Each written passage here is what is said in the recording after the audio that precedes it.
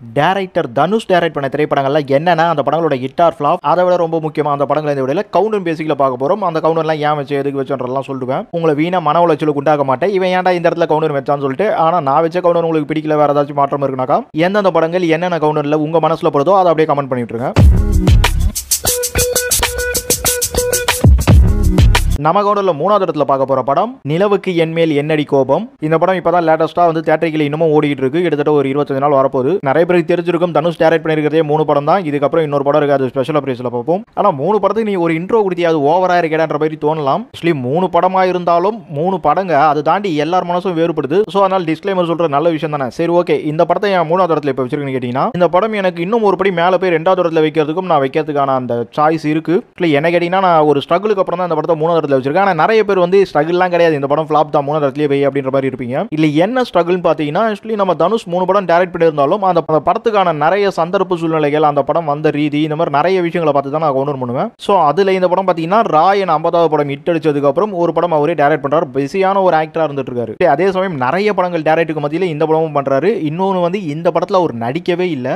அவர் ஒரு 4 படம் டைரக்ட் பண்றாருன்னா இல்ல அவர் நடிக்காத ஒரே படம் கேட்டீங்கன்னா இந்த படம் மட்டும் தான். இன்னொன்னு இதுல எல்லாருமே புதுமுகம். அவரோட அக்கா பையனா இருந்தாலும் அவங்க அப்பாவே ப்ரொடியூஸ் பண்ணாலும் இந்த மாதிரியான ஒரு ரிஸ்கை வந்து இந்த படத்துல எடுத்து இந்த படத்தை சொதப்பாம கதையை வந்து எல்லாராலையும் வந்து பிடிக்கப்படல ஒரு மொக்க படம் அப்படின்ற ஒரு சாய்ஸ் தராம நிறைய பேருக்கு இந்த படம் ரொம்ப பிடிச்சிருக்கு. ஒரு சில பேருக்கு பிடிக்கல, அதை விட்டுருங்க. ஆனா மோஸ்ட் ஆஃப் இந்த படம்ன்றது வந்து ஒரு ஏசெட் ஆடியன்ஸுக்கோ இல்ல வந்து ஒரு யங்ஸ்டருக்கோ ரொம்ப பிடிக்குதுன்றத மறுக்க முடியாது. அப்புறம் பினான்சியலா பாத்தீங்கன்னாலும் வந்து இந்த படம் போட்ட பட்ஜெட்டுக்கான பாக்ஸ் ஆஃபீஸை எடுத்துருது. தனுஷுக்கான அந்த மார்க்கெட்லாம் இருக்குனாலும் இப்ப எவ்வளவு படங்கள் வந்து தரமட்டமா எடுது. அதுக்கு மத்தியில டிராகன் மாதிரி ஒரு சம படம் வந்து அது வேற லெவல்ல பாகுபலி மாதிரி உயர்ந்து நிற்கும் போது இந்த படம் டோட்டலா தூசா போயிடாம அவ்வளவு பெரிய டிராகன்ற மலை பக்கத்துல இது ஒரு சின்ன குன்று இல்ல வேண்டாம், நிறைய பேர் ஒத்துக்க மாட்டீங்க. அட்லீஸ்ட் கண்டிப்பா ஒரு நல்ல ஒரு சைஸ் பாறையாவது நிக்குதுன்னு சொல்லுவேன். அதனால தான் இந்த படத்தை வந்து நான் 2வது இடத்துக்கு சஜஷன் பண்ணிருக்கேன்னு சொன்னேன். அப்புறம் ஒரு நிறைய படம் டைரக்ட் பண்ணிருக்கேன், அந்த மாதிரி நிறைய விஷயங்கள்லாம் வந்துருச்சு. அப்புறம் இந்த படத்தோட ஹிட் ஆர் ஃபிளாப் எப்படி சொல்லணும்னா ஆக்சுவலி இந்த படம் தியேட்டரிக்கலா 15 கோடி பட்ஜெட்ல இருந்தாலும் தியேட்டரிக்கல் ரேஞ்ச் கொஞ்சம் கம்மியா தான் கொடுத்தாங்க. என்னதான் தனுஷுக்கு மார்க்கெட் இருந்தாலும் புதுமுகத்துல எல்லாருமே இருக்காங்க. சேம் டைம் வந்து படமும் வந்து அவ்வளவு பெருசா சொதப்பல. ஸோ உங்களுக்கு ஆன்லைன்லயும் நல்ல ஒரு பிசினஸ் தான் போகும். அதனால என்ன பொறுத்த வரைக்கும் இந்த படத்தோட பர்ஃபார்மன்ஸா ஒரு கமர்ஷியல் ஹிட் அப்படின்ற ஒரு ஹிட் வெட்டி தருவேன். படம் ரிவ்யூ ரேஞ்சாவும் கேட்டீங்கனாலும் பெருசாலாம் இந்த படம் தோக்கலைங்க, நல்லாவே இருக்குன்ற மாதிரி சில இடத்துல ரிவ்யூ வந்திருக்கு. அப்புறம் தனுஷோட டைரக்ஷன் டச் அது எல்லாம் பேசினா இன்னும் வீடியோ எங்கேயோ போகும். ஒரு படத்துக்கு ரொம்ப நேரம் பேசுற மாதிரி ஆகும். வெறும் 3 படம் தான் ஏன்டா எல்லாரும் பேசுற மாதிரி பாப்பீங்க. இல்ல என்ன பண்றது, உங்களெல்லாம் மன உளைச்சலுக்கு உண்டாக்கூடாது. ஒரு கவுண்டர் நீ ஏன்றதை சொல்லணும்னு நினைப்பேன். இந்த எக்ஸ்பிளேஷன் எல்லாம் உங்களுக்கு பிடிச்சிருந்தா வீடியோ லைக் பண்ணி ஷேர் பண்ணுங்கப்பா. நம்ம கவுண்டர்ல 2வது இடத்துல பார்க்க போற படம் பவர் பாண்டி. பவர் பாண்டி படம் தான் நம்ம தனுஷ் டைரக்ட் பண்ண முதல் படம். ஆக்சுவலி தனுஷ் முதல்ல டைரக்ட் பண்ண போறாரு அப்படின்ட்டு ஒரு அனௌன்ஸ்மெண்ட் வந்தோடனே ஒரு மிகப்பெரிய எதிர்பார்ப்பு இந்த படத்து மேல வந்தது. அதுவும் ராஜ்கிரண் ஹீரோ என்னடா அப்படின்னு கேட்டாங்க. நம்ம தனுஷ் நடிக்கிறாரு சின்ன வயசு கேரக்டர்ல. ஆனா ராஜ்கிரண் தான் ஒரு மெயின் கேரக்டர்ன்ற மாதிரி கொடுத்துருக்காங்க. அதுக்கும் வந்து ஒரு காரணம் சொல்லி, அதாவது எங்க அப்பா வந்து என்ன தமிழ் சினிமாவில் வந்து நான் இந்த அளவுக்கு இருக்கேன்னா எங்க அப்பா தான் காரணம். ஸோ அவருக்கு முதல் ஹீரோன்னு பார்த்தீங்கன்னா ராஜ்கிரண். அதே மாதிரி எனக்கும் முதல் ஹீரோ அவர் தான். அந்த ஒரு டச்ன்றதே நல்லா இருந்தது. ஆக்சுவலி அன்னைக்கே ராஜ்கிரனுக்கு வந்து ஒரு நல்ல மார்க்கெட் இருக்கும், ஒரு சம கேரட்லாம் எடுத்து பண்ணுவாருன்ட்டு. அதை தாண்டி இந்த டச்சும் வந்து ஆடியன்ஸுக்கு வந்து எந்த ஒரு நெகட்டிவிட்டியும் கொடுக்கல, நல்ல ஒரு எதிர்பார்ப்பே இருந்தது. ஆக்சுவலி படமும் வந்தது. படம் ரிவ்யூ ரேஞ்சில் நல்லா இருக்குன்ற மாதிரி புகழவும் பட்டது. நிறைய பேருக்கு பிடிச்ச படமாக இருக்கும். ஏன் எனக்கே இந்த படம் ரொம்ப பிடிச்ச படம் நான் சொல்லுவேன். ஆக்சுவலி ஒரு விஷயம் பார்க்கணும், நம்ம தனுஷ் எல்லாருமே ஒரு நல்ல ஒரு மாஸ் நடிகர் எல்லாருக்குமே தெரியும். ஆனா அதை தாண்டி ஒரு பன்முக திறமையாளர். ஏன்னா வெறும் நடிகர் மட்டும் இல்ல, ஒரு டைரக்டும் பண்ணிட்டு இருக்காரு, அதே சமயம் பாட்டும் எழுதுவாரு, பாட்டும் பாடுவாரு, ப்ரொடியூஸும் பண்ணிருக்காரு. இதெல்லாம் வெறுமனே பண்ண கிடையாது, எல்லாத்துலயுமே இந்த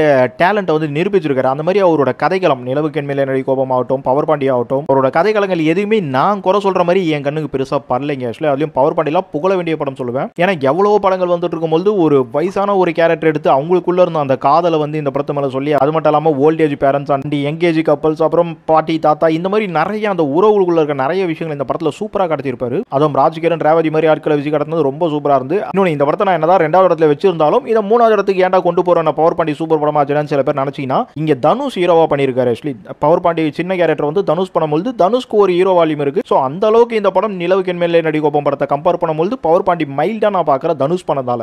அதே சமயம் அந்த முதல் படத்துக்கான அந்த எக்ஸ்பெக்டேஷன் அவ்வளோ பூம்ல இருந்தது. ஸோ அதெல்லாம் பார்க்கும்போது நான் 3வது இடத்துக்கு இந்த படத்தை சஜஷன் பண்ணலாம். ஆனா எனக்கு மனசு வரலைங்க. பவர் பாண்டி ஒரு ஆக்சுவலி அது வேற மாதிரியான ஒரு கான்செப்ட்டுங்க. அதே சமயம் இந்த படம் நம்ம 2வது இடத்துல பண்ணிருக்கோம்னா இது ஃபினான்ஷியலாவும் தோக்கல. இப்போ நிக்க எப்படி வந்து தப்பிச்சோம் பொழைச்சோம் இருந்ததோ அதே மாதிரி இந்த பவர் பாண்டியும் வந்து ஃபினான்ஷியலா இந்த படமும் ஒரு கமர்ஷியல் ஹிட். ஆக்சுவலி நிறைய பேர் இந்த 2 படத்துக்கும் வந்து பெரிய டிஃபரெண்ட்லாம் இல்லைன்னு நினைச்சிடலாம். ஆனா என்னோட டிஃபரெண்ட் இந்த படத்துக்குள்ள எவ்வளவு இருந்ததுன்றதா இந்த கவுண்டர்ல சொல்லியிருக்கேன். ஆக்சுவலி வழக்கமா சொல்றதா நம்ம என்னதான் தனுஷ் டைரக்டர் ஹிட் கவுண்டர் போட்டாலும் தனுஷ் டைரக்ஷனை பத்திலாம் பெருசா பேச வரல. ஹிட் கவுண்டர்ல ஏன் இந்த கவுண்டர் கொடுக்குறன்றதா நான் பெருசா பேச வரேன். ஏன்னா கவுண்டர்ன்றதா என்னோட மோஸ்ட் ஆஃப் சப்ஜெக்ட். அதை தாண்டி டைரக்ஷனை பத்தி சில விஷயங்கள் பேசினா பேசும். ஏன் அதை பெருசா நான் கொண்டு வர மாட்டேன் கேட்டீங்கன்னா, கவுண்டனுக்கே இவ்வளவு பேசுறேன், அதுக்கு டைரக்ஷன் எல்லாம் போயிட்டா எவ்வளவு பேசணும், எங்க போகுமோ, நீங்க எல்லாம் தூங்கிட்டீங்கன்னா கஷ்டம். சோ வாங்க இன்னொரு கவுண்டன் வருகிற அடுத்த கவுண்டன் போயிடுவோம். நம்ம கவுண்டன்ல முதல் இடத்துல பார்க்க போற படம் ராயன் படம் நம்ம தனுஷ் டைரக்ட் பண்ணதுல 50வது படம். ஆக்சுவலி தனுஷ் டைரக்ட் பண்ண 3 படத்துக்குமே ஒரு பெருமை இருக்கிற மாதிரி ராயனுக்கு ஒரு மிகப்பெரிய பெருமை 50வது படம். அதே சமயம் தனுஷ் இது வரைக்கும் 4 படம் டைரக்ட் பண்ணியிருந்தாலும் அதுல 2த்துல வந்து ஒண்ணுத்துல ஒரு நடிக்கவே இல்லை, இன்னொன்றுல வந்து ஒரு கெஸ்ட் அப்பியரன்ஸ் மாதிரி போயிடுவாரு. சோ இந்த படம் தான் முழுக்க ஹீரோன்ட்டே சொல்லலாங்க. ஏன்னா என்னதான் காளிதாஸ் அப்புறம் சந்தீப் கிஷன்லாம் இருந்தாலும் அவங்கள மொக்க தான் பண்ணி வச்சிருக்காரு, இவர் தாங்க டாப்ல நிக்கிறாரு. அப்புறம் ராயன் படத்தை ஏன் முதல் இடத்துல வச்சிருக்குன்னா, ஆக்சுவலி இது ஒரு ஹிட் கவுண்ட். நம்ம தனுஷ் டைரக்ட் பண்ண படங்கள்ல இது ஒரு ஹிட் கவுண்ட்ன்றதுனால இந்த படம் தாங்க ஒரு மிகப்பெரிய வெற்றி. ஏன்னு கேட்டீங்கன்னா இந்த படம் 150 கோடி பாக்ஸ் ஆஃபீஸ் கொடுத்துருக்கு. நம்ம தனுஷ் நடிச்ச படங்கள்லயே வந்து ஆக்சுவலி 50 படம் நடிச்சிட்டாரு. அதுல முதல் அதிகபட்ச பாக்ஸ் ஆஃபீஸ் கலெக்ஷன் அந்த ராயன் படம் தான். இதுக்கு பட்ஜெட்டும் பெருசுனாலும் பாக்ஸ் ஆஃபீஸ் அதை விட பெருசுதாங்க கண்டிப்பா. அதனால வந்து கண்டிப்பா இந்த படம் வந்து ஒரு சூப்பர் ஹிட்ன்றலாம் தாண்டி ஒரு பிளாக் பஸ்டர்னு சொன்னாலும் ஆச்சரியப்படல. ஆனா ரிவ்யூ சைடு போயிட்டீங்கன்னா மத்த 2 படங்களை தாண்டி இந்த படத்துக்கு ரொம்ப சுமாரான ரிவ்யூ தான். நிக்கி கூட பரவாயில்லப்பா, புதுமுகளை வச்சு ஏதோ பண்ணிட்டாருன்ற மாதிரி இருந்தது. ஆனா ராயன்ல அப்படி கிடையாது, நிறைய இடத்துல சொதப்பிட்டாரு. நானே நிறைய வீடியோக்களை வந்து ராயனை செஞ்சு விட்டுருப்பேன். அதை வீக்லி டாப் 10 மட்டும் இல்லாம தனியாலாம் வீடியோ போட்டு செஞ்சிருப்பேன். தனுஷ் எப்பவுமே அவரோட கதைகளத்து மேல மிகப்பெரிய ஒரு விஷயம் பண்ணிட்டு இருப்பாரு. அது ராயன்ல அவர் பண்ணவே இல்லை. அவரோட 50வது படமா எடுத்தவர் ஒரு கமர்ஷியல் மாஸ் அப்படின்ற எலிமெண்டோட முடிச்சிட்டாரு. ஒரு டைரக்ஷனா எல்லா படத்தையும் பாராட்டலனாலும் அவர் ஒரு கதை ஆசிரியரா அப்படி பார்க்கும்போது நான் இந்த படத்துல அவரை வந்து கழுவிதான் ஊத்துவேன். ஆனா உங்களுக்கு பவர் பாண்டி ஆகட்டும், நிக்கு ஜாலியா வாங்க ஜாலியா போங்கன்னு சொன்ன மாதிரி ஒரு யங்ஸ்டருக்கு ஏற்ற நல்ல கதை. இன்னைக்கு இருக்கிற மக்கள் மத்தியில அந்த காதல் ஒருத்தவங்களுக்கு எப்படி இருக்குன்றத வந்து ரொம்ப அழகா சொல்லியிருப்பாரு. பவர் பாண்டி கேட்கவே தேவையில்ல, அல்டிமேட் விஷயம். அதை தாண்டி வந்து எல்லாத்துலயும் ஒரு சென்டிமெண்ட் வச்சிருப்பாரு. இப்ப ராயன் எப்படி அவருக்கு 50வது படமா ஒரு சென்டிமெண்டா என்ன நினைச்சா அதை பண்ணாரு தெரியல எனக்கு. ஆனாலும் 2 படம் நான் டைரக்ட் பண்ணாலும் அதுல நான் ஹீரோன்ற ஒரு கான்செப்ட் எடுக்கல. இங்க நான் ஹீரோவா பண்ண போறேன், என்னோட 50வது படம் டைரக்ட் பண்ணும் அப்படின்ற மாதிரி பண்ணிருக்கலாம். அதே மாதிரி பவர் பாண்டியில ஏற்கனவே சொன்ன மாதிரி அப்பா டைரக்ட் பண்ண ராஜ்கிரண் அப்படின்ற மாதிரி வந்தது மட்டும் இல்லாம இங்க நிக்ல வந்து அவங்க அக்கா பையனை அறிமுகப்படுத்தது மட்டும் இல்லாம ஆக்சுவலி நம்ம தனுஷ் பேர் வந்து வெங்கடேஷ் பிரபு, உங்களுக்கு தெரியுமான்னு தெரியல, அந்த பிரபுன்ற பேர் தான் அந்த ஹீரோக்கு வச்சிருப்பாரு. அதே சமயம் நம்ம தனுஷ் சமையல்காரன் ஆகணும்னு ஆசைப்பட்டன்னு சொல்லியிருப்பாரு. சோ அதோட ரிசம்பலும் அங்க கொடுத்திருப்பாரு. டைரக்ஷன் எல்லாம் இன்னும் பேசினா நிறைய போகும்.